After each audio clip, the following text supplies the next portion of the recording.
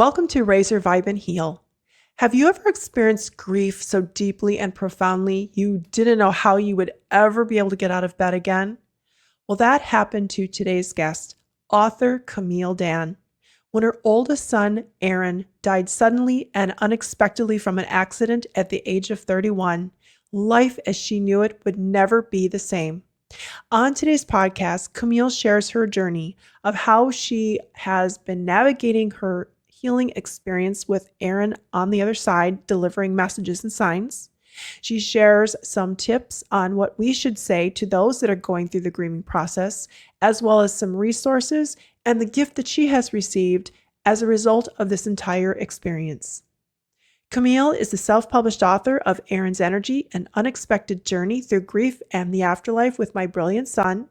She is the publisher and curator of Gathering at the Doorway, an anthology of signs, visits, and messages from the afterlife, and a chapter contributor to Chicken Soup for the Soul, Grieving Loss and Healing, and the Beauty of a Grieving Mother. It is my honor to welcome Camille to the podcast today.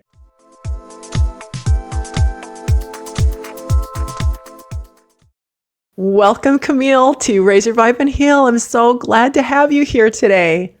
Hi, Lisa. Thank you. I'm really happy to see you again. Oh, my friend, it's been a while. I have to thank you because your books have just really changed my life. The first book I remember I was looking at, I believe it was a Helping Parents Heal Instagram page. And I remember seeing, oh my gosh, I want to say this was probably 4 years ago, maybe at this point. And I remember I was scrolling through Instagram and I saw this post about Aaron's energy. And it was one of those moments where it was like, ding, ding, ding, ding, ding, pay attention. And I see lots of stuff that'll scroll as we all do, right? And I saw your book and I knew immediately I needed to get the book. And you were so kind and gracious to come on to my first podcast. And we talked about Aaron's energy. And as a result of that conversation, which was almost, it's 3 years ago now, you invited me to share my chapter in this amazing book, Gathering at the Doorway, which literally just changed my life because met so many people because of your work. And before we get into the books per se, if you could just share a little bit about your backstory and how you started this journey with those who are new to your work, please. Oh, I believe that our loved ones in spirit are guiding us. They are our guides, and they guide us together to do things like what we're doing, and like Gathering at the Doorway. Any of this, I felt I was a spiritual person. Okay. And I believed that there was more out there, but I never really explored it and didn't really believe a lot of the stuff that people here called woo-woo at the time. I was an ICU nurse and had a pretty much of a science-based education and practiced in critical care nursing. And even though during my practice I witnessed some near-death experiences, I still put it off to function of the brain, the lack of oxygen to an area in the brain. When Aaron's my oldest son, when he was 31 years old, he suddenly passed away in an accident. And I was in a state of shock. It was sudden and very unexpected, of course, at that age. You don't expect to outlive your child normally anyway. And even in the early stages of after losing Aaron, he was trying to contact me. Okay. A friend of mine who was always interested in clairvoyance and mediumship and signs from spirit, she'd been talking to me about things that had happened to her, for years and years. And I used to think, oh, well, that's so nice if it helps you to believe that, nice for you. She came to me within days of Aaron's passing with a handwritten note that she believed she had channeled from Aaron to give to me. And even though we were close friends, there were some things in this note that she wouldn't have known. And the next day, there was a police investigation going on surrounding the accident. The next day, when we went to meet with the police, one of them said something that was word for word in the note. Wow. I forgot everything else he said. I just stood there speechless. It was word for word. So when you're speechless in that moment, what's going through your head? You're in this tremendous amount of grief. And I as having adult children myself, I can only imagine what that must feel like for you. And so you're in this place. So what's going through your head when you hear this?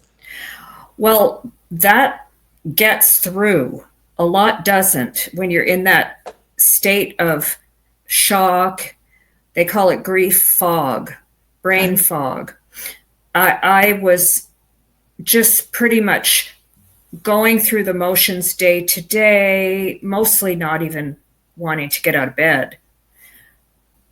My memory, I couldn't think of anything. I was kind of like not really fully there. So just trying to grapple with all the confusion of losing my son and the disbelief of it.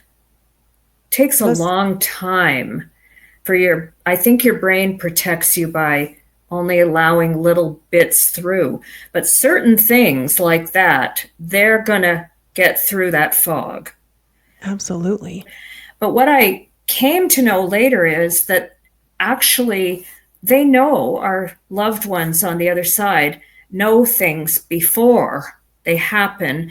And this was a way Aaron was showing me that he knew what was coming. That was his first contact with me. I know what's going to happen, Mom. And then a couple weeks later, I did start reading. Some friends brought me books on grief and healing. And I started reading some excellent books.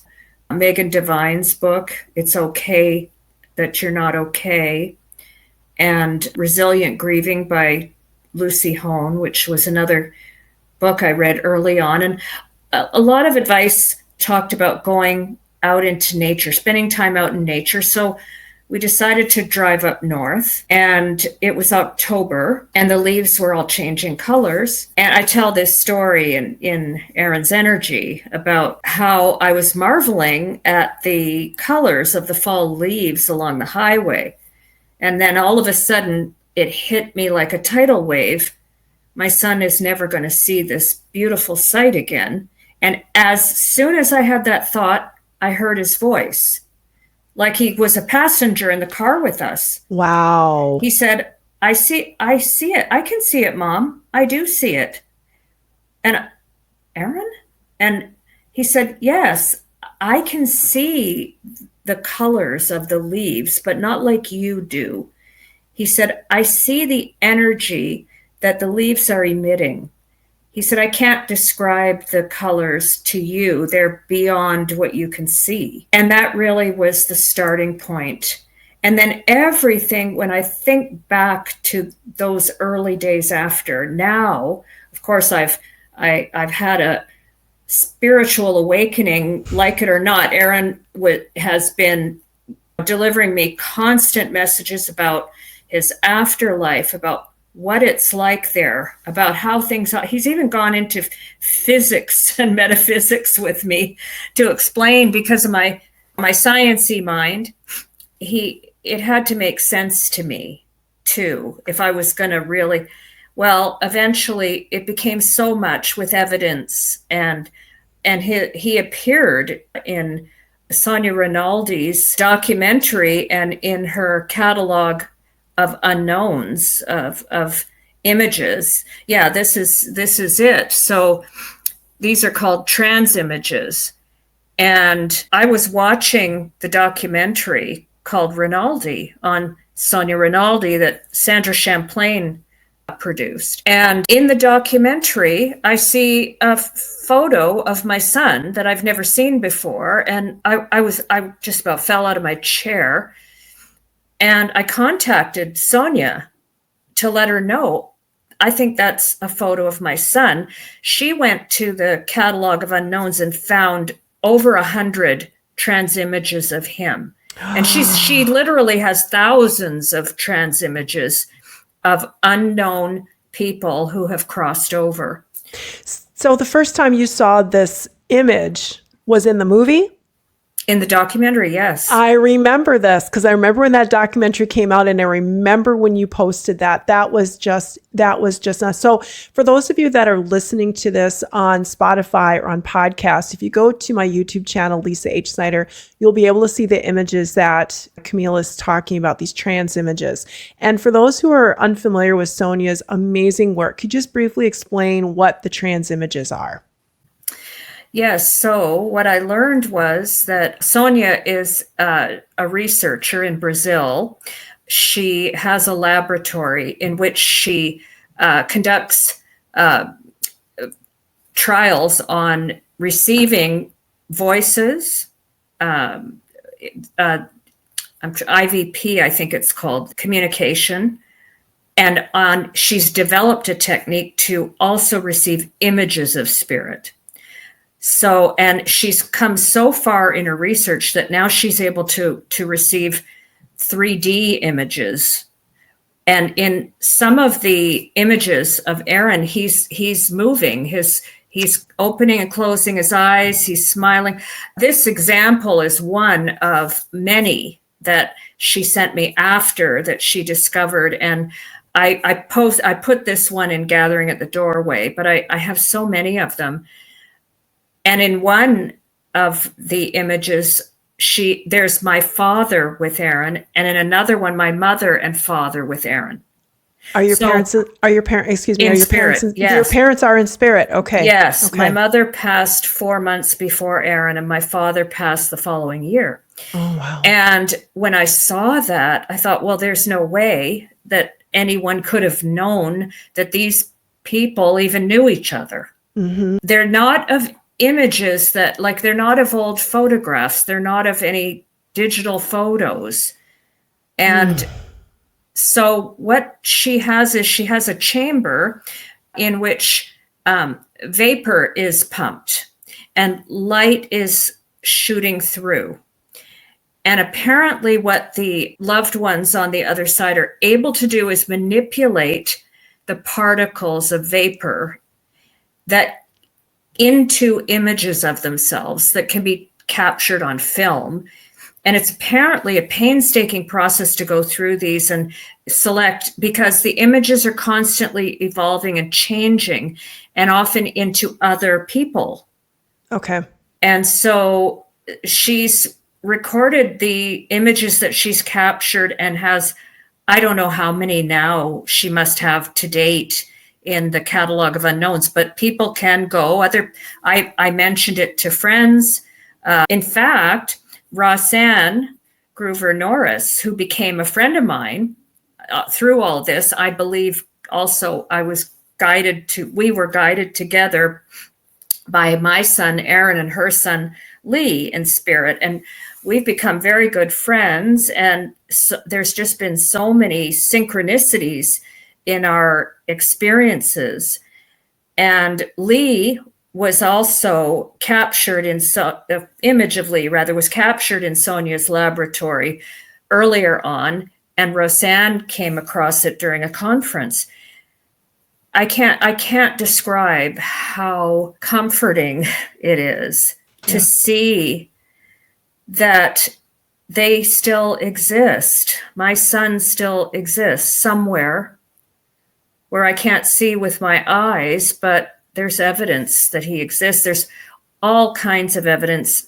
He has sent me messages. He himself has manipulated messages in the clouds. I have words in the clouds from him, words, numbers, all kinds of things. Here's one that just happened, actually, very recently. You just posted this on Instagram, didn't you? I did. I remember seeing this one. Yes. So we were at the cottage. This is the lake on the larger exposure there. The one next to it with the pink arrow is pointing at the number 5. I didn't see it at first because it's very small but I was only going to post, look at this beautiful picture of the lake and the interesting clouds. And then I spotted it. There's a 5. And it is, you can't miss it. You can't miss it. And it's like, it's so perfect. Like, and then I posted it. So I posted it. I'm a member of Helping Parents Heal. I thought, this might help. Like, how many parents might like to see that our kids are able to do this, right? Yes. So I posted it, and other people have from the group have commented that they can also see a face beside it. And I looked, and sure enough, there's a face. Oh, and yes. There's a dog. Oh, and yes. Aaron's dog is with him on the other side. Oh, my goodness. And Lee, wow. Rossann's son also is with his dog. And there have been images of Lee and his dog that have appeared. So you can't make this stuff up. I guess people probably think that people do make this stuff up. But what benefit would there be to me? I don't know. This is an image also. This is from not long after Aaron passed, and we were at the cottage, and I was standing outside, and I was feeling really sad, which often happens. I still have moments where of sadness and missing him terribly. And this time I said, Aaron, I know you send me a lot of signs, but I just really feel like I need one today. Can you send me one that's really obvious? Anyway, I'm standing there, he sends what he sends me. I can ask him for a particular sign, right? But sometimes, even if I do, he comes up with something even better. Okay. I'm standing there watching this little clump of clouds start moving around, and it wasn't a windy day. Well, you can look at the lake. The lake is glass. It's very calm. It's very calm. Yeah. So I look at this and I see these clouds. They start swirling around. Next thing I know, I think, does that say "I love you"? You can see the capital I. Yes. L. I love you. You can see that. It's not, it was to the eye, it was definite. The camera, I caught it, Oh, you can see it. You can definitely see it. Yeah. It was very obvious to my eye.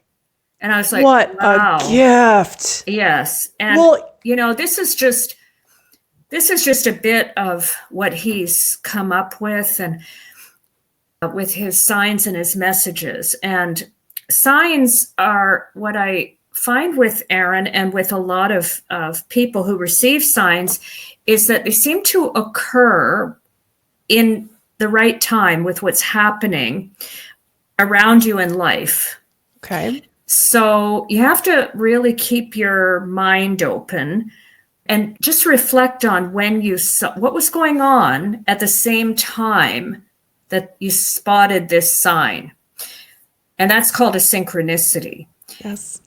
And what I noticed with Aaron is he likes to do that. He likes to send me signs in synchrony with life, and then a few in a row so I can connect the dots and figure out his message. And sometimes he doesn't bother with signs. He just tells me stuff. And, it's always around what's going on with what I'm experiencing at the moment. So, you know what I think is really cool, and thank you so much for sharing those beautiful pictures, because you can't make that up. And you look, it's like the lake is completely calm, and you can see the words, you can see the number. It is just, and I'm a believer in signs. Like, if you're paying attention, Spirit knows, so that you're able to witness that and experience that beautiful gift. And I was thinking about this as you were describing how he was able to, and Spirit's able to manipulate the vapor with Sonia Rinaldi's work. And it's just another example of how we are energetic beings and how we are all connected, and how it doesn't matter what our, like we think we're separate, right? We think we're in these physical bodies. We think you're here, I'm there, you're in Canada, I'm in North Carolina. But there is this beautiful energetic connection that's happening. And I have this quote from your book, Camille, that I just wanted to share that I just absolutely love. And I just wanted to see if you have any additional thoughts on this. So this was a journal entry that you wrote in December 15th of 2020. And you had asked him what you should be doing while you're still alive. Because I can only imagine what you were thinking and feeling and the grief that you, oh my gosh, it's just, I can only imagine. But it says here, he said that it doesn't matter what I do as long as it's done with kindness and love. He said that this is most important. Mom, you don't need to wonder or search for meaning as long as you treat everyone and everything with love. Love is the energy of the universe. You will find love for others within yourself, and you'll find their love for you within yourself too. Yeah, I mean, anything Aaron has said to me has only been further reinforced as I go forward. Okay. So at the time, that's a profound message he gave me. But I came over time to believe that what he says, he really means. And it's coming from somewhere, not from within my brain. I don't come up with some of this stuff on my own that he has conveyed to me.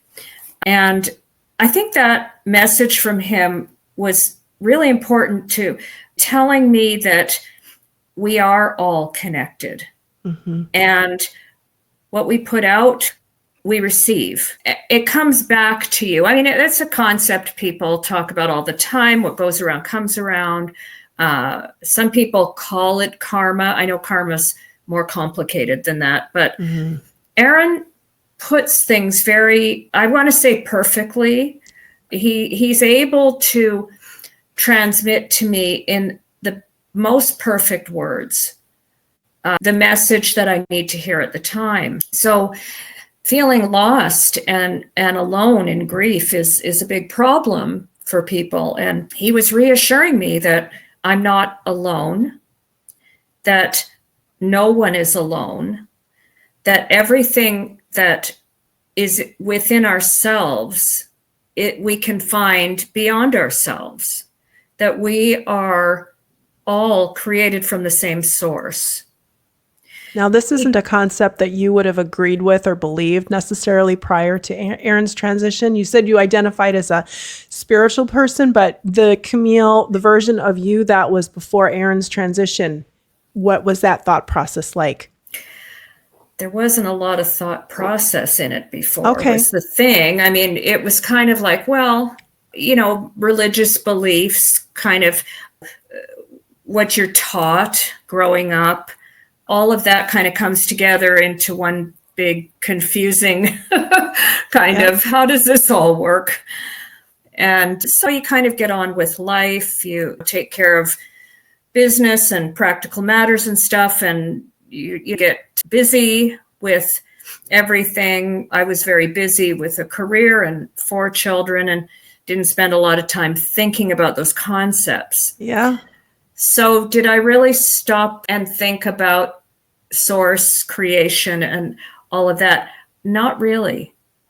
So you have this experience in the car when you first hear his voice, and you said it was just like as if he was sitting right there in the car with you, which he was. I mean, because he's literally, I don't even want to say a thought away. It's literally, we're all in this connected field of energy. So when you have that experience, did you believe it right away, or did it take you, like, did you think your mind was playing tricks on you? What was your thought in that moment? Well, you always, like, in that moment, it was his voice, and what he was telling me was, made perfect sense from a scientific point of view. Everything emits energy. Now, did I know exactly how that all worked and everything? No. Okay. But as soon as it's over, you start to question and doubt. Yeah. So you think, was I hallucinating that? But the message wasn't something I would have thought of. No My way. mind wasn't thinking in those terms. My mind was thinking how he's never going to see this. Yeah. And often that's how I can tell. Not that something I'm just making up in my mind, because it's not something that I would normally have thought of or thought of in the terms he has conveyed to me. Okay. How have you, what are some of the biggest changes that have gone? You mentioned this was a very big spiritual awakening for you, which is not uncommon because I'm assuming prior to Aaron's transition, you didn't hear voices, you didn't have these types of experiences that you were aware of. And that is a very common theme, especially when people have some sort of a big, huge, major shakeup like this. That does, like you said, it's a spiritual awakening. Things are opening up, doors are opening up, channels are opening up because you're ready. So when you have the spiritual awakening, what kind of things did you notice as you started to heal and you're going through this spiritual process with Aaron still? Yes, I mean, that all is part of the spiritual awakening, I believe. It is a journey. It doesn't all happen overnight. Over time, I started to make connections that I hadn't been making before. And I even had some psychic experiences that shocked me. Before or after? After. So you hadn't had any of these types of experiences prior to Aaron's transition that you were consciously aware of? I did have an out-of-body experience when I was pregnant with Aaron. Oh, that's right. That was in the book. Yes, but Yes. I explained it away as Okay. some, I had a fever, I was sick, and this is what my brain did. Mm-hmm. I came to learn after that, after reading about out-of-body experiences and near-death experiences, that's what it was. It awakens you to tune into yourself more and to tune into what's around you more, to be more open to receiving information, less focused on the small stuff, the busy day-to-day stuff. It gets you to really have to take care of yourself, because if you don't take care of yourself after something like this, it only gets worse for you. And you become more tuned into your own feelings and emotions. And as you said, your intuition. I guess as far as that's all part of the same thing to me, is as a result of this happening and feeling like noticing actually that I'm being guided from one step to the next forward through my grief journey to what I need at the time. The most revealing thing about learning how to recognize we have an inner guidance that's tuned in to a greater power, a greater source beyond us. Aaron says that love is the energy of creation. And so love is the source of all. Yes. From that is how creation happens. So the more love we put out and the more love we give to ourselves, the more we're in flow with creation. This is Aaron's big message to me. He says, everything is created from love. Everything, all of our emotions, even the ones that we think aren't somehow connected to the source of creation, love. They all are, because some of them, as unpleasant as they might seem, we have for survival. Being tuned into yourself and to source of love is a means of survival as well. Absolutely. Absolutely. So when you started journaling, the journaling process, was that, I'm trying to remember, was that something that was recommended to you to start doing, that you should start to process through your grief? Is that how you got started journaling once? Because you started journaling fairly soon after he transitioned, correct? Yes.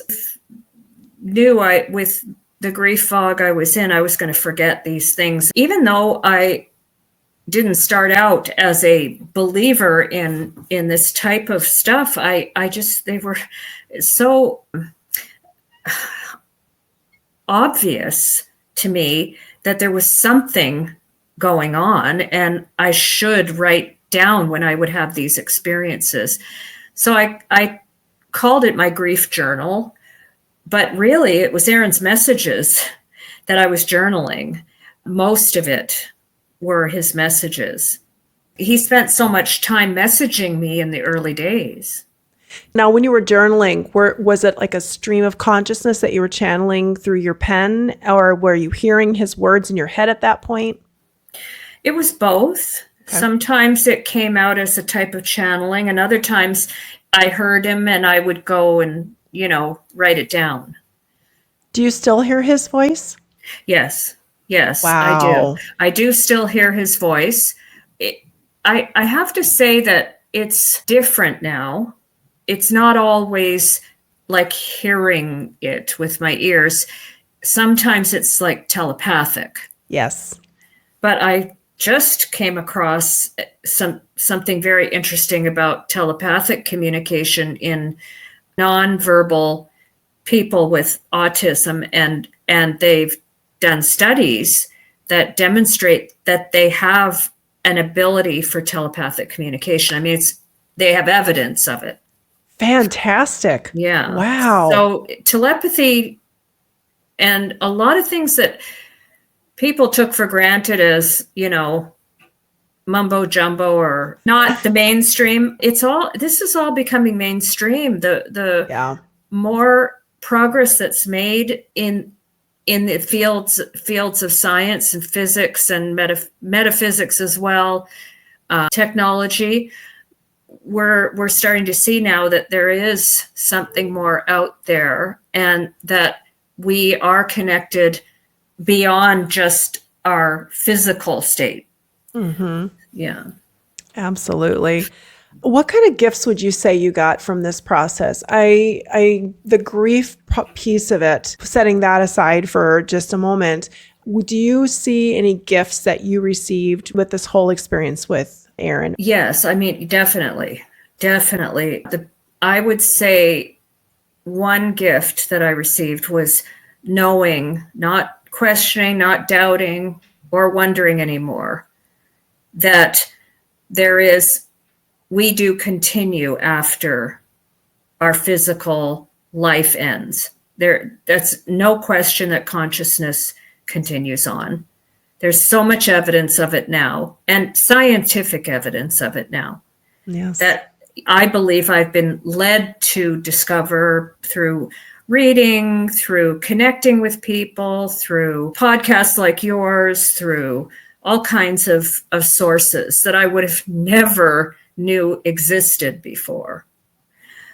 The other gift that I think I've been given through this is knowing where grief comes from.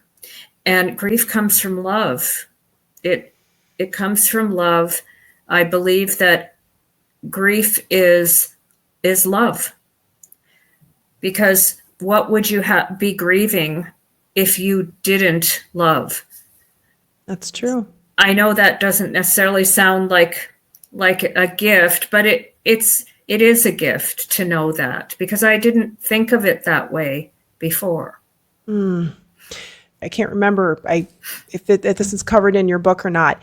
Did Aaron know that he was going to be transitioning early? Did you ever get a sense that he didn't think he was going to be on this earth for long? Or was it not even in a conversation, but did he know ultimately that his soul had planned this experience? That's a really good question, because I didn't really realize it until in retrospect I started to think about some things. I can't say that Aaron ever verbalized it, but when he was about 4 years old, he asked me if I remembered when we were together before the dinosaurs and we traveled around wherever we wanted to go through the universe. And he was 4, and I'm sitting, how is he coming up with this at 4 years old? you know, Right. and he was always so wise beyond his years, and Okay. he offered so much, because of his intelligence, but also because of his wisdom. Mm-hmm. And I used to marvel at it, like how does where is this coming from? How does he just have a sense for these things? Right. And I used to call him an old soul. Oh, yes, absolutely. So how did you get the inspiration for the curating the second book, Gathering at the Doorway? How did that come about? Tell me about that a little bit, please. Well, after I wrote Erin's Energy, at first I wrote Erin's Energy as a record of Erin's life and messages to me for the family. I didn't even realize that it would get any other response than just the family would probably like to read it. Well, I learned after that, it was helping people. Mm-hmm. And I was meeting people. People were reaching out to me who had a similar experience. And I think when you're early in your grief and feeling alone, you don't realize how many people are going through something similar. So this just all started to flow in, and I started meeting so many people, and one meeting led to another, and I discovered resources for healing and so many things related to grief and healing and mediumship and spirituality and everything. And one person led me to another, and people referred people, and eventually I started meeting new people. And I noticed that people want to share these stories. They just don't feel comfortable maybe sharing them with people who don't get it or might not accept it, might not believe it. But of course, I was very receptive to all of their stories because I was going through the same thing. And after meeting so many people, I thought, well, why don't we all share our stories? And so I started reaching out. I started with a handful of friends I had spoken with, and I posted thinking, oh, well, only these 10 friends will be interested in this post. So I post, and people started adding their, saying they had a story, and more and more and more, until it grew to over 40 people. And I thought, okay, that's probably as many as I can handle. And that's going to be a pretty thick book. And it is a thick book. It is a thick book. It's a fabulous book. But it's full of quite a variety of experiences and personal accounts from people who have never written before. It's also contains evidence from scientific research, published researchers, other authors, mediums, people with experience. Mm-hmm. And so it's quite a cross-section of people all experiencing the same things all over the world, because the authors are from nearly every continent. Yes. Oh, it is a fabulous project. And as a result of it, you actually shocked me because you invited me to write my chapter, even though I don't have, my perspective was a little bit different. It was regarding my work as a medium and a channel. This book has changed my life, as I mentioned earlier in the beginning. So it's Gathering at the Doorway, an anthology of signs, visits, and messages from the afterlife, curated by Camille Dan. And this is available on Amazon. And also when you go to Camille's website, I'm sure there is a link there on how to get that. But when you invited me to write my chapter, which, by the way, in the printed version is 33, which was so incredibly meaningful. Yes. Because you mentioned that it was just the stories, the way you put them together, it just evolved, right? And then people were discovering that when they discovered what their chapter number was, people were finding significance with some of that. So I have met so many people as a result of this book as well. So I want to thank you for listening to your wisdom and your inner guidance. And Aaron, I know has just been such a huge connector for so many of us. And just so if you haven't had a chance to check out this book, Gathering at the Doorway, and also Camille's book, Aaron's Energy, highly recommend you check those out. Camille, I want to ask you about, for people who are going through the grieving process, do you have some words of advice or wisdom that you would share now that you've been down the road a handful of years or so? What would you say to somebody who's maybe facing this situation? From my own experience, I would advise people to take things one moment at a time, not to set expectations on themselves, because that weighs on your grief. Grief is a long process of forward and backward steps, and not to be upset with yourself if you feel like you're sinking back after you've made some forward progress. You lose someone who's such a big part of you. You're not ever going to be that person again. And there's a lot of people who want you to go back to being the person they knew. Okay. And I don't think that's possible. And I don't think that's being right with yourself. If you're trying to please other people, you're just going to drain your energy that you need for your own healing on that. Seek out people who have had the experience and who are a little further down the road of this journey as guides for you, because that's what helped me a lot. I joined Helping Parents Heal, which is an amazing group of, now I think it wasn't as many when I joined. I think there are over 25,000 members now. Wow. Yes, I can't thank them enough for what they do, and out of the kindness of their own hearts. And people are all at different stages of grieving, and people are always there to help. And that's probably what pulled me up from a lot of days of despair where I just felt like I was going to give up.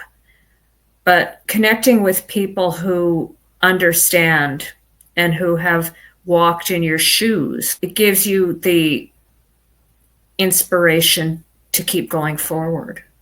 Any words of advice for people who don't know what to say? Say, what would be the best thing for somebody to say to a friend or a relative who's just experienced they're going through the grieving process because their child is now on the other side? What words of advice could you say to the person? What can we say?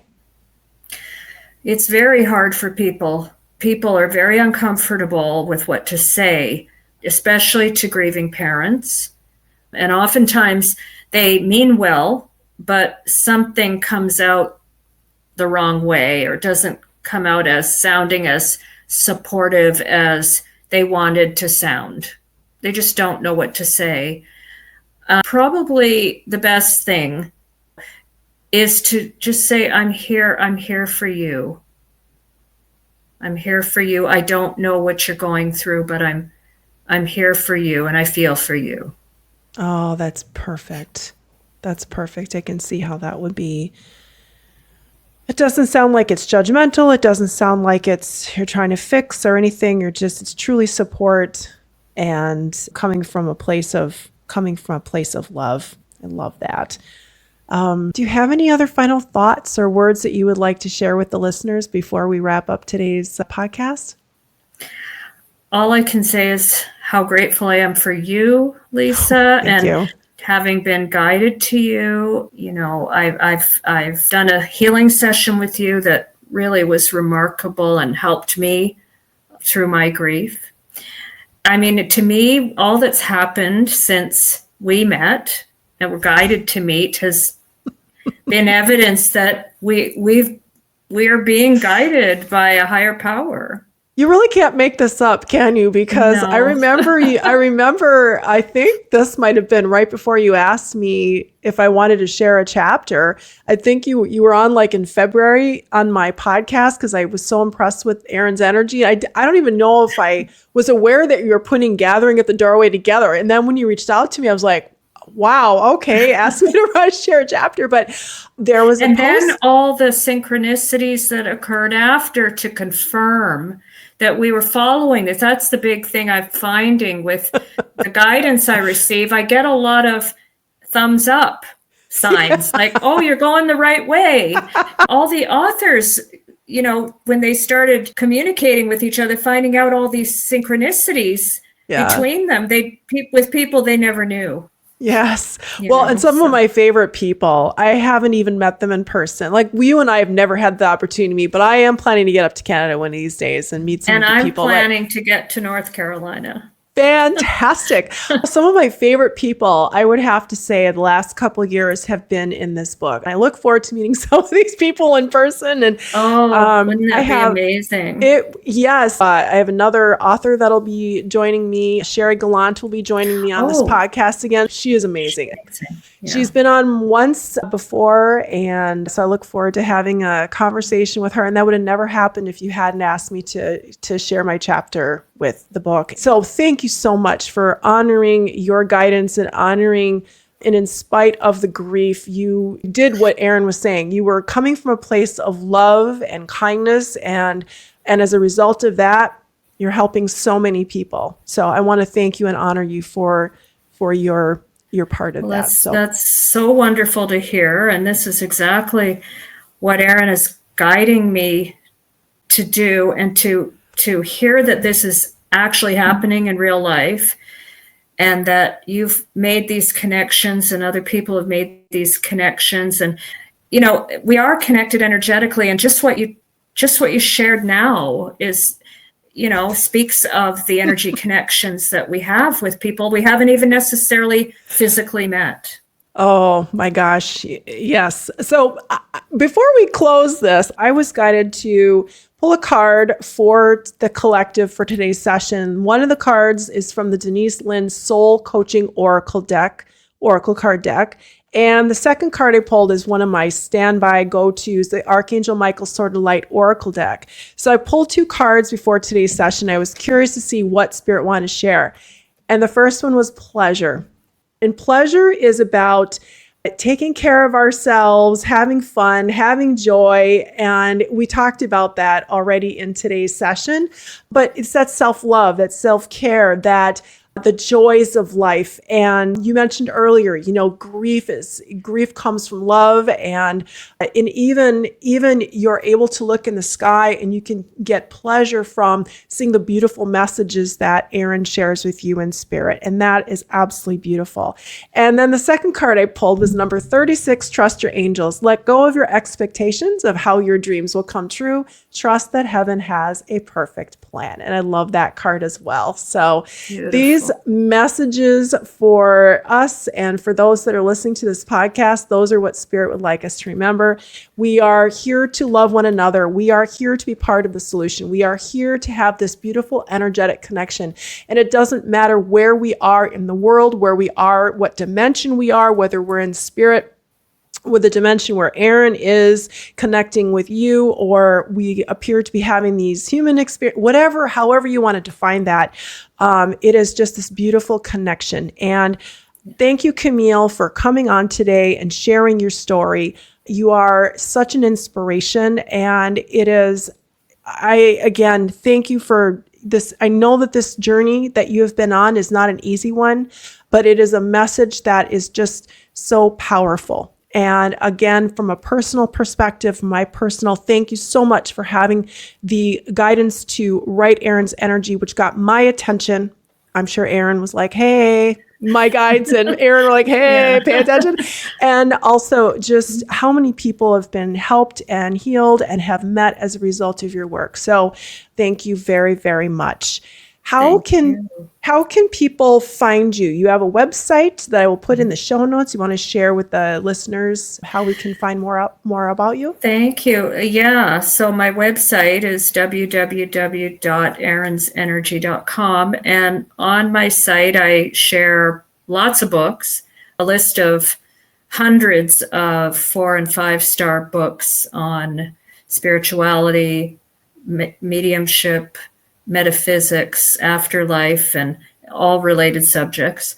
I founded a book club called the Book Club Across the Veil that we read and review, and we have people sharing their book recommendations, and authors can post and promote their books on the Facebook page, the Book Club Across the Veil, and can join on Facebook or through my website.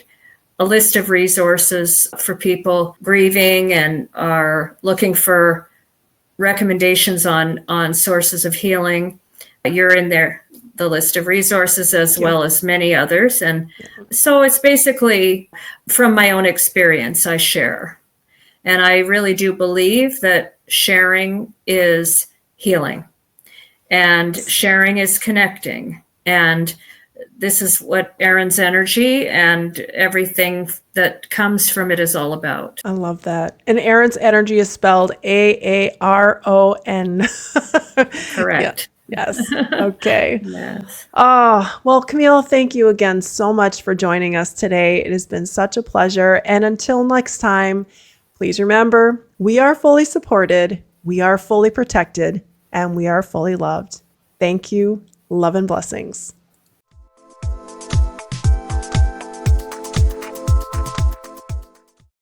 Please remember that the information shared here today is for education and informational purposes only. Please always see the appropriate mental and medical health professional when needed.